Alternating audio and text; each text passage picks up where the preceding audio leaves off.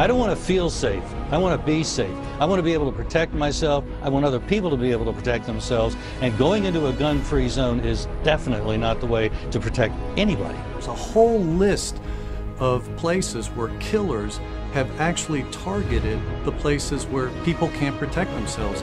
And neither party is addressing the gorilla in the room, which is all of our mass murders, save two, since 1950, have been in gun-free zones just like the one in Orlando. In places where the government makes it illegal or very difficult to own a firearm for protection, those are typically the most dangerous places, like Baltimore, like Washington, D.C., like Chicago. That's where people typically are waiting for the police. That's almost their only option, and sadly, a lot of people pay the ultimate price. The problem is that we're disarming the good guys, making them sit there and wait for a bullet, which is what happens with a mass murder in a gun-free zone. The Aurora theater shooting, that killer had several theaters within a 20-mile radius of his home, 7 theaters that he could have chosen.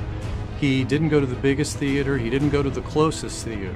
He went to the only one that had no gun signs posted. When he targeted that theater, he was relatively positive he was going to be the only one with a firearm. We're not going to make people safe by trying to restrict access to guns, because bad guys, we have found, get access to guns no matter what. You'll impede it for the good guys, the bad guys will be armed. Guns are used to save life in this country anywhere from 500,000 to 3 million times a year. Guns are being used to save life 16 to 100 times more often than they're being used to take life.